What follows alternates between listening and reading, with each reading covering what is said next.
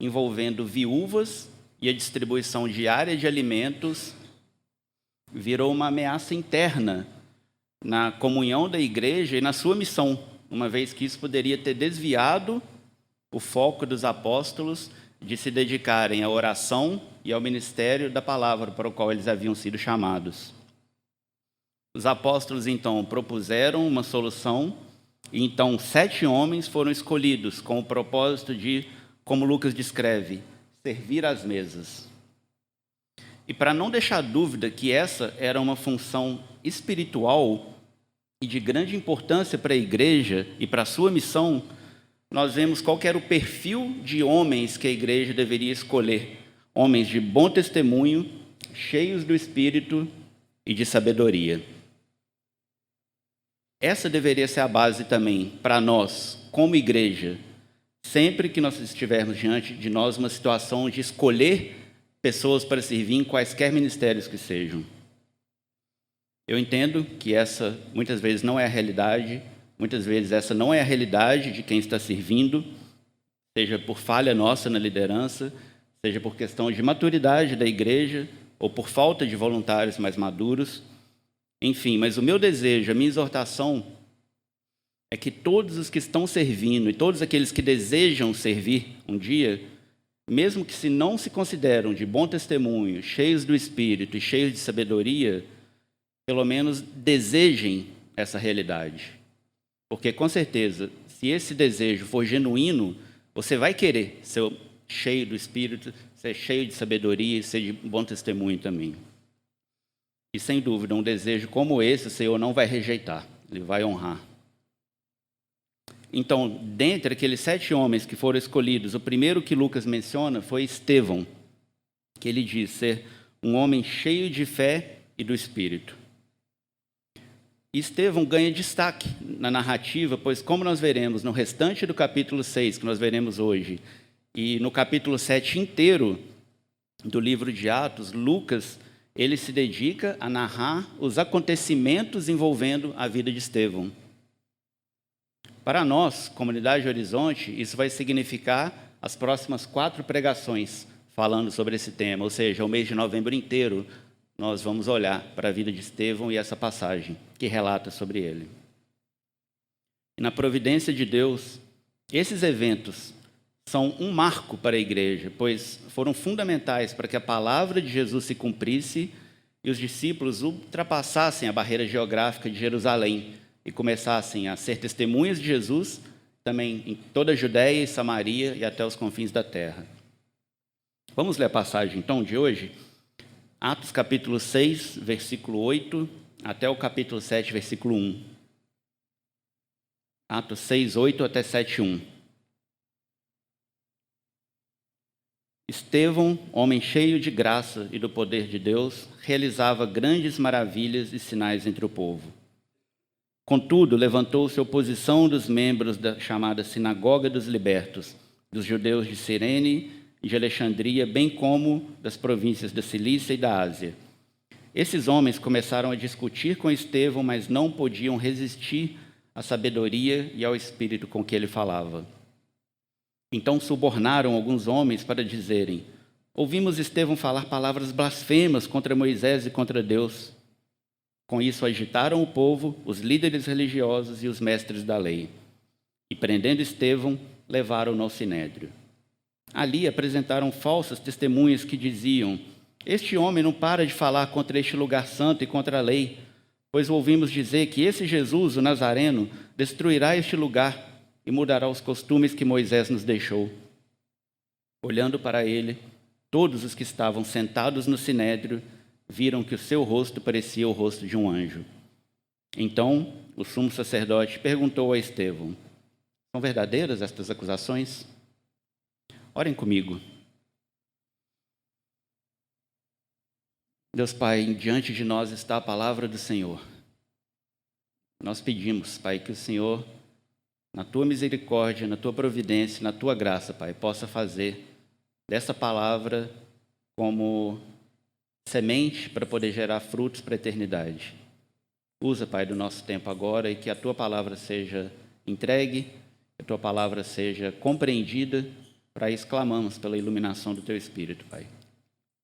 Habite no nosso tempo de oração agora, na leitura e na pregação da palavra. É a nossa oração, Pai, que nós fazemos a Ti como igreja, em nome de Jesus. Amém. Então, a primeira coisa que nós podemos observar é a conduta de Estevão. O que Estevão estava fazendo? Versículo 8. Estevão, homem cheio da graça e do poder de Deus, realizava grandes maravilhas e sinais entre o povo. Nós não temos relatos de quais sinais, de quais maravilhas eram esses que Estevão realizava. Mas se nós seguimos o padrão que nós temos visto até agora no Novo Testamento, no livro de Atos mais especificamente, é bem possível que não foram essas maravilhas ou esses sinais que geraram uma reação ou uma oposição, mas em nome de quem ele os realizava e a mensagem que acompanhava esses sinais. Nós veremos mais sobre essa mensagem daqui a pouco, mas o próximo ponto que nós podemos observar é que essa conduta de Estevão gerou uma reação de algumas pessoas. Versículo 9. Contudo, levantou-se a oposição dos membros da chamada Sinagoga dos Libertos, dos judeus de Cirene e de Alexandria, bem como das províncias da Cilícia e da Ásia. Esses homens começaram a discutir com Estevão. Lembrem-se de que, muito provavelmente, o contexto em que Estevão estava servindo era no contexto dos judeus helenistas, como o Emerson já trouxe para nós na semana passada. E dentre esses judeus helenistas, nós temos os judeus de Cirene, de Alexandria, os da província da Cilícia e da Ásia. Um dos comentários bíblicos que eu li diz que esses libertos, quando menciona aqui a sinagoga dos libertos, eles podem ter sido os descendentes dos judeus que haviam sido capturados ou até mesmo escravizados durante a conquista da Judéia pelos romanos, mais ou menos lá no ano de 63 a.C. E depois eles tiveram a emancipação. Então eram esses homens que estavam discutindo com Estevão, que se opuseram a ele. E alguns desses comentários, eles dizem que provavelmente Saulo, por ser natural de Tarso, que fica na Cilícia, estava entre esses homens com quem Estevão estava discutindo. Nós já começamos a ver, né, a introdução, não com o nome ainda, mas tudo que explica a vida de Saulo, depois tem o nome trocado para Paulo, e qual que é a relação dele com esse evento e com praticamente todo o restante do Novo Testamento. Então, essa reação desses homens, de certa forma, reforçou ainda mais a conduta de Estevão. Esses homens começaram a discutir com Estevão, versículo 10, mas não podiam resistir à sabedoria e ao espírito com que ele falava. E aqui é tão bom poder ver uma das promessas de Jesus se cumprindo. Falando sobre o final dos tempos, né, o sinal do fim dos tempos, Jesus diz, no Evangelho de Lucas, capítulo 21, a partir do versículo 12, mas antes de tudo isso, prenderão e perseguirão vocês. Então os entregarão às sinagogas e prisões, e vocês serão levados à presença de reis e governadores. Tudo por causa do meu nome. Será para vocês uma oportunidade de dar testemunho. Mas convençam-se de uma vez que não devem preocupar-se com o que dirão para se defender, pois eu lhes darei palavras e sabedoria a que nenhum dos seus adversários será capaz de resistir ou contradizer. Eu lhes darei palavras e sabedoria a que nenhum dos seus adversários será capaz de resistir ou contradizer. Não é incrível que Lucas usa a mesma palavra, o mesmo verbo resistir, nas duas passagens? Jesus prometeu que nenhum dos adversários seria capaz de resistir às palavras e à sabedoria que ele lhes daria pelo Espírito Santo. E agora Lucas relata que nenhum daqueles judeus helenistas podia resistir à sabedoria e ao espírito com que Estevão falava. E só a título de curiosidade, caso você esteja usando alguma versão da Bíblia em que essas palavras são diferentes no Evangelho de Lucas e no livro de Atos, como a NVT, por exemplo, no grego, que é o idioma original em que o Novo Testamento foi escrito, a palavra utilizada nas duas passagens é a mesma. Só curiosidade. Então, o fato de esses homens não poderem resistir à sabedoria e ao espírito com que Estevão falava, gerou uma reação ainda pior. Versículo 11. Então subornaram alguns homens para dizerem: ouvimos Estevão falar palavras blasfemas contra Moisés e contra Deus. E aqui nós vemos um dos padrões do mundo para se opor à verdade: suborno. A versão ESV, no inglês, ela traduz dizendo que secretamente instigaram alguns homens, ou seja, agiram nas trevas, não agiram na luz. E isso levou a um escalonamento da reação. Versículo 12. Com isso, agitaram o povo, os líderes religiosos e os mestres da lei, e prendendo Estevão, levaram-no ao sinédrio. Ali, apresentaram falsas testemunhas que diziam: este homem não para de falar contra este lugar santo e contra a lei, pois o ouvimos dizer que esse Jesus, o Nazareno, destruirá este lugar e mudará os costumes que Moisés nos deixou. Outros padrões do mundo para se opor à verdade já aparecem aqui: prisão injusta e falsos testemunhos, ou seja, mentiras. E, gente, nós não podemos ser ignorantes quanto aos desígnios do diabo. O apóstolo Paulo diz que a nossa luta não é contra carne e sangue. O que isso quer dizer? A nossa luta não é contra os seres humanos, mas ele diz em Efésios 6, mas contra os poderes e autoridades, contra os dominadores deste mundo de trevas, contra as forças espirituais do mal nas regiões celestiais. E por que nós devemos esperar este padrão do mundo, de suborno, prisões, falsos testemunhos, ao proclamarmos a verdade? O apóstolo João nos dá a resposta. 1 João, capítulo 5, no versículo 19, ele diz: sabemos que somos de Deus e que o mundo todo está sob o poder do maligno. Se o mundo todo está sob o poder do maligno, certamente o mundo vai seguir os padrões do seu Senhor. Ou como Paulo diz em Efésios 2, o espírito do príncipe do poder do ar, ou seja, do diabo, é o que está atuando nos que vivem na desobediência. Mas antes mesmo dos apóstolos, seja João ou Paulo, dizerem isso, o próprio Jesus já havia dito. No Evangelho de João, capítulo 8, ele diz no versículo 42, disse-lhes Jesus: se Deus fosse o Pai de vocês, vocês me amariam, pois eu vim de Deus e agora estou aqui. Eu não vim por mim mesmo, mas Ele me enviou. Por que a minha linguagem não é clara para vocês? Porque são incapazes de ouvir o que eu digo. Vocês pertencem ao pai de vocês, o diabo, e querem realizar o desejo dele. Ele foi homicida desde o princípio e não se apegou à verdade, pois não há verdade nele. Quando mente, fala sua própria língua, pois é mentiroso e pai da mentira. No entanto, vocês não creem em mim, porque lhes digo a verdade. Então, que isso não nos surpreenda. Esse é o padrão do mundo que nós devemos esperar sempre que nós formos anunciar a verdade. Ok. Nós vimos então que a conduta de Estevão gerou uma reação de oposição de alguns homens, o que fez com que a conduta dele se destacasse ainda mais, o que gerou uma reação ainda pior, que acabou escalonando até chegarem nesse ponto de prenderem Estevão e o trazerem diante do sinédrio. Mas, afinal de contas, o que ele estava dizendo que incomodou tanto aqueles homens? Basicamente, a acusação era de que Estevão estava blasfemando contra Moisés, contra Deus, contra o templo e contra a lei. Ao anunciar Jesus como o Cristo, provavelmente Estevão estava declarando que Jesus era maior que Moisés, que Jesus era maior que o templo, que Jesus era o cumprimento da lei e que Jesus era Deus. Por que então Lucas relata que as testemunhas eram falsas, se provavelmente Estevão, de fato, estava dizendo essas coisas?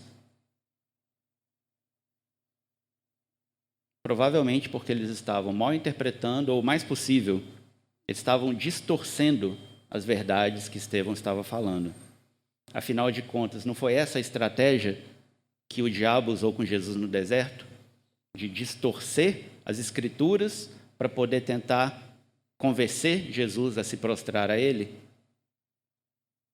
Ele distorceu a verdade, ele distorceu as Escrituras de acordo com seu próprio interesse, enquanto ele tentava Jesus.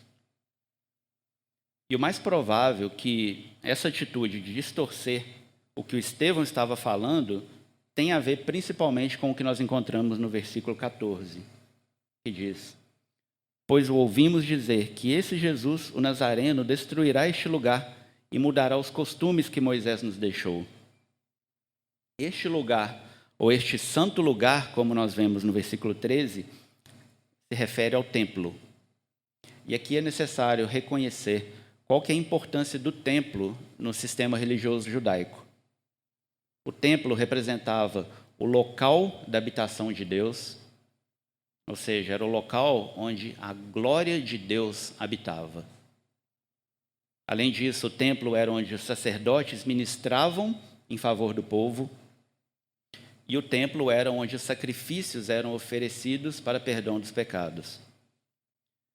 Quando os judeus ouviram, através daqueles homens que haviam sido subornados, que Jesus ia destruir aquele lugar e mudar os costumes que Moisés, o maior de todos os profetas, havia deixado, eles enlouqueceram.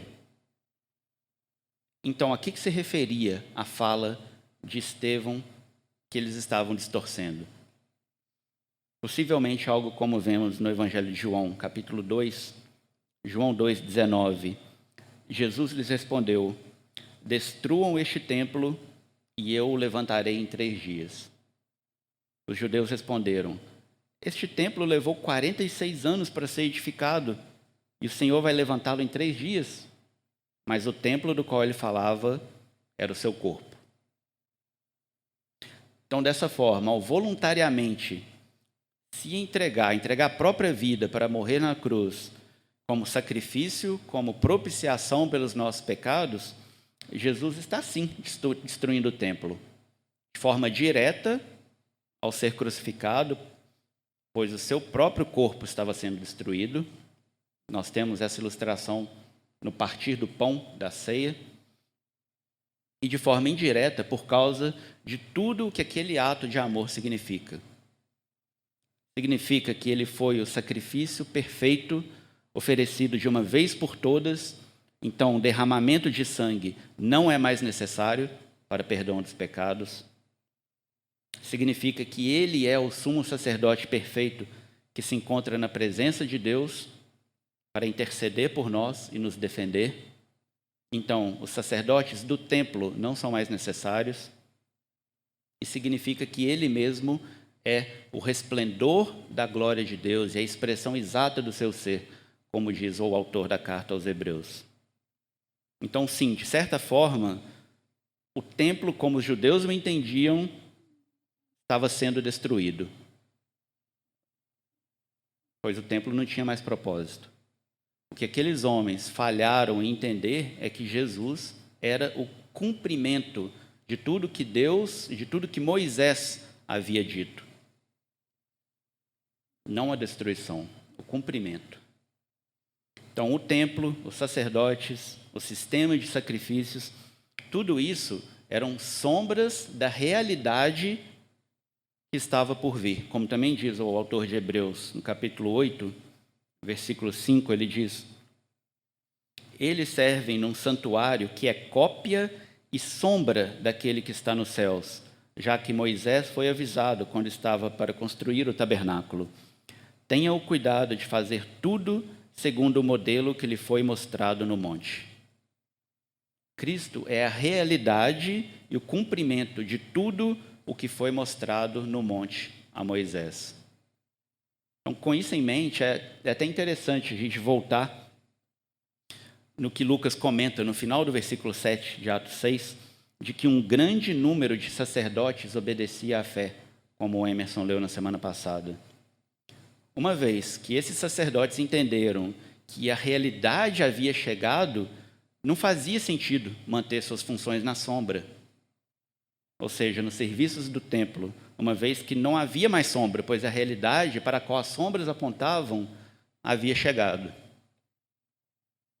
E a visão que o apóstolo João teve, quando ele recebeu coisas do que ainda virá, né? Quando ele está falando em Apocalipse, quando ele tem visão dos novos céus e da nova terra, isso reforça ainda mais essa realidade.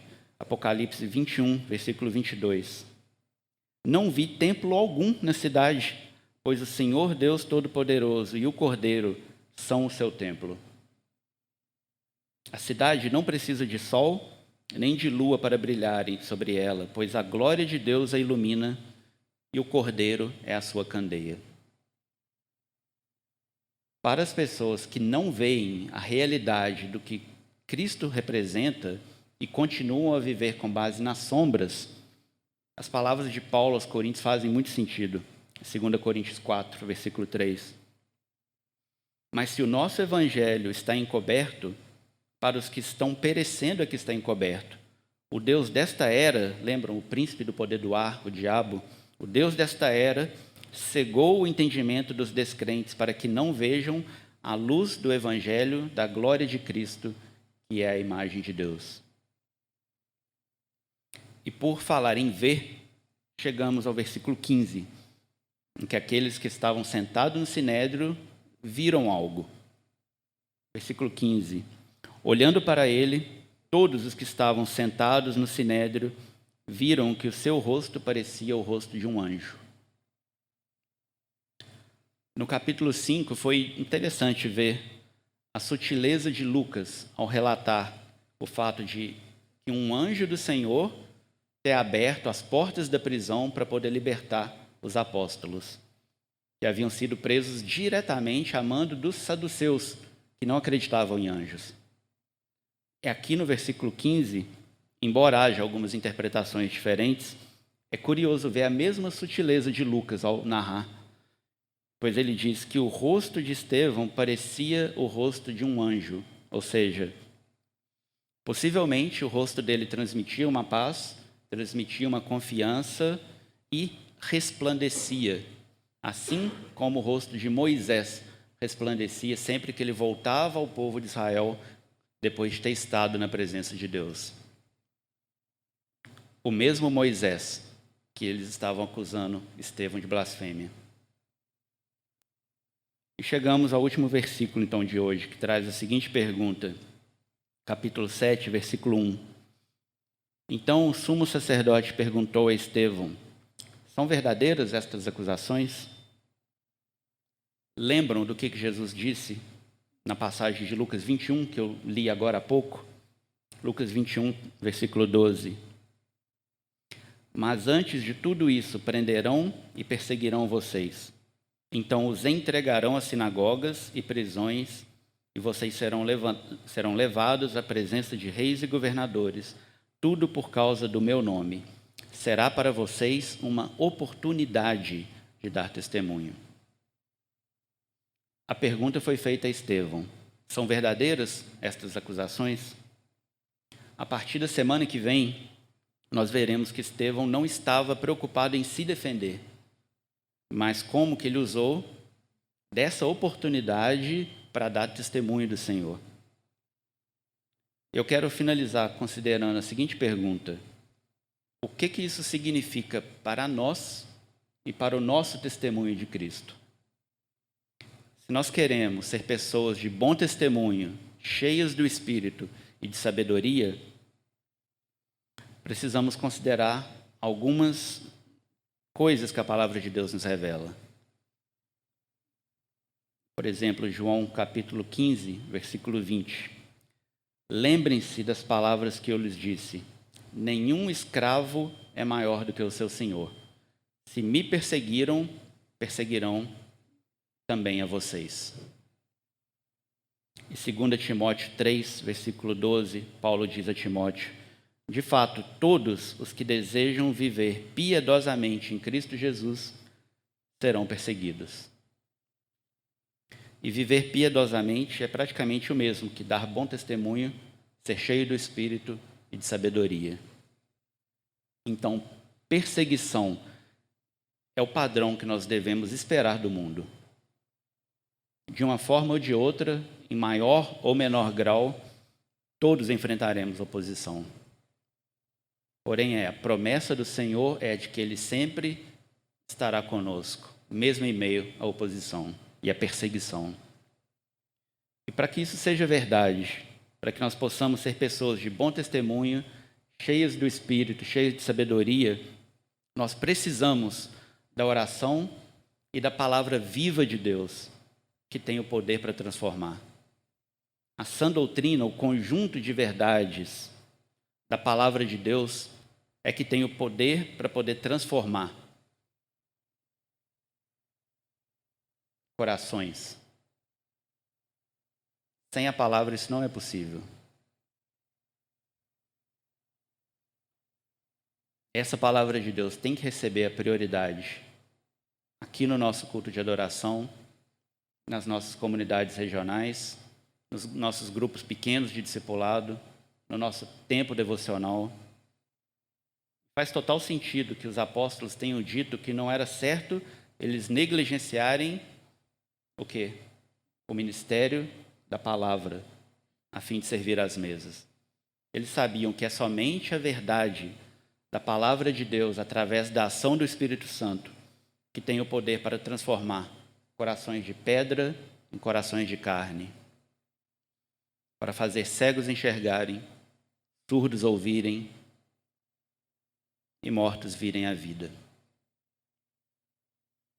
Então, não nos envergonhemos do Evangelho, pois é o poder de Deus para a salvação de todo aquele que crê. Vamos orar?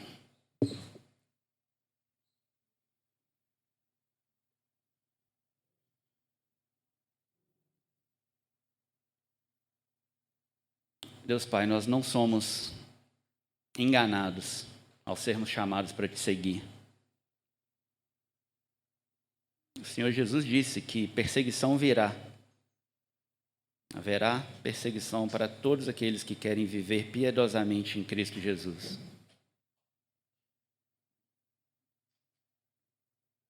Mas nós lembramos, Pai, que a palavra dele, as palavras do Senhor através de Cristo, são palavras de vida. Perguntamos, assim como Pedro perguntou: Senhor, para onde iremos? Tu tens as palavras de vida eterna. E a tua palavra nos revela um futuro e uma esperança e uma glória que é muito maior do que a gente pode imaginar. E que a tua palavra diz ser muito maior e pesar muito mais do que qualquer sofrimento que nós temos nessa terra, que são tratados como leves e momentâneos. Nós confessamos, para nós eles são muito pesados. É difícil carregar, Pai. Às vezes perdemos a esperança. Às vezes desanimamos. Por isso eu oro, Deus, que o Teu Espírito Santo, pela ação do Senhor, possa vivificar a palavra do Senhor em nosso coração para nos lembrar das promessas que temos em Ti, Pai. Que são promessas de vida. A glória que está para ser revelada não pode se comparar a tudo que nós vivemos agora, Pai. Então, por isso, ajuda-nos, Pai, na perseverança. Ajuda a igreja do Senhor a ter o Senhor realmente como tesouro maior das nossas vidas, Pai. E não contar este mundo como sendo o nosso local de habitação e tesouro maior. Pois isso é engano, Pai. Ó Pai, nós clamamos pela misericórdia do Senhor, para que quando a perseguição vier, a gente não tenha a nossa vida como principal preocupação, mas que possamos, Pai, em obediência, não na nossa força, mas pelo Teu Espírito, confiar de que o Senhor nos dará palavras de sabedoria e um Espírito que não poderão resistir. Ajuda-nos, ó Pai, a com as nossas vidas dar testemunho do Senhor, seja qual for o custo, Pai.